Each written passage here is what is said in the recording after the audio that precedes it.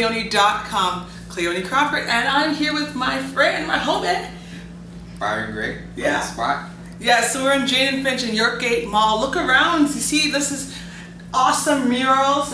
Can you kind of tell me a little bit about this, the story behind all the murals here? Sure. So the murals come from a lot of the young people in our community who are artists or formerly, not artists, but became artists due to our graffiti transformation project. So that's been going on for years. So any graffiti that you see in our space is created by them. This mural was the first mural that we created when we opened back in 2006. Yes. So it's been pretty much the pivotal thing that you'll see in a lot of our promotion. And this mural, I have a connection with, because this is when my sister was around. Yes.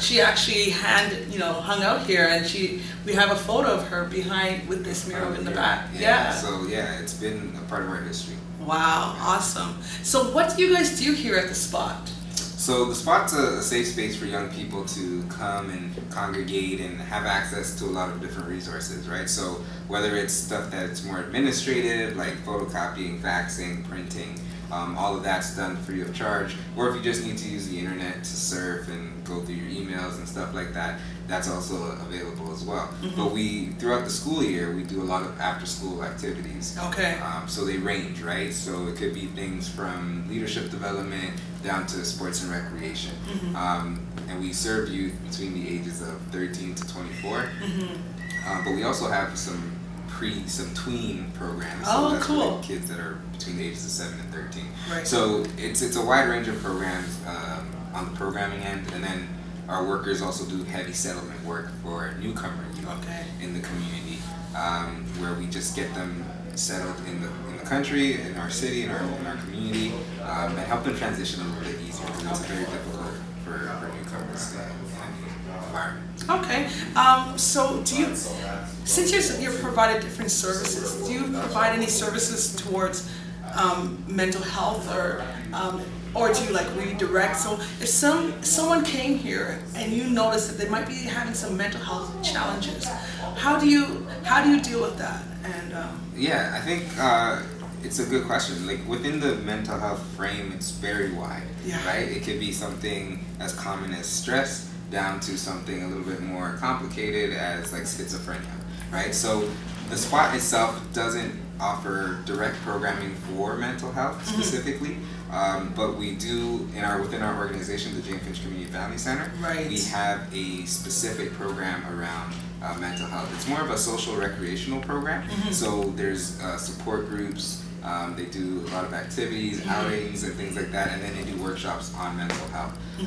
But we recently had a partnership with the Black Creek Community Health Center, where we partner on providing a program of support for people with mental health. Awesome. So now it's like they support each other. So they get trained on how to advocate for each other, how to develop programming for each other, and they work together. So it's people who have either gone through mental health struggles or are currently in some mental health struggles, and they work together to support each other. Oh, so you basically have people with lived experiences supporting each other. So it's peer-led. Exactly. Awesome.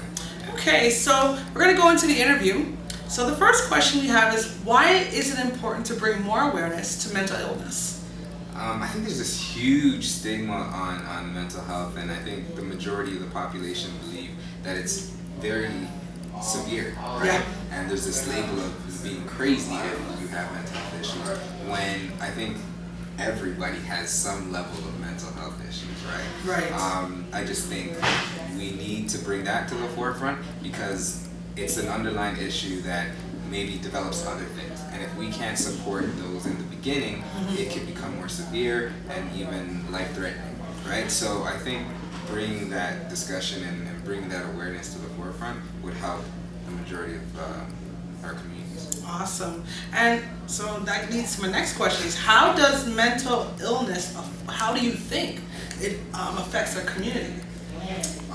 Personally, I think that it causes a lot of alienation, where you kind of shy away from friends, public, family, even social activity. And I believe that it couldn't be a good feeling, right? It's not a good feeling. I think a lot of the times our communities are very biased and very one-track minded. Yes. When everyone has need for support and everyone has experienced mental health issues at one point or another. So I think just, in our community, there needs to be that awareness. Definitely. And why do you think it's important for mental health sufferers to share their stories? I think it goes back to that simple idea of if you're going through it, there's probably a lot of other people going through it, right? Yes. And I think the only time that ever comes out is when we talk about it, when we share, when we, explore a lot. So in order for that support to come through, we have to start vocalizing it. Right. And I think once that happens, people will realize, it's not that big of a deal to talk about what you're going through and to get support that's needed. And I think that brings more awareness even on political levels and things like that when it's more discussed and when it's out there. But yeah, I think that's awesome. All right. So next question is, why do you think Happy Home 42, my initiative, would be great for this province or even this community? I think it's that catalyst for the change that could happen, right? Being able to put something on air or on the internet where it's connecting to the world, I think that starts that process of breaking down the barriers and opening discussion and creating awareness, right? So I think those are very powerful aspects to what your could bring, right? Home 42?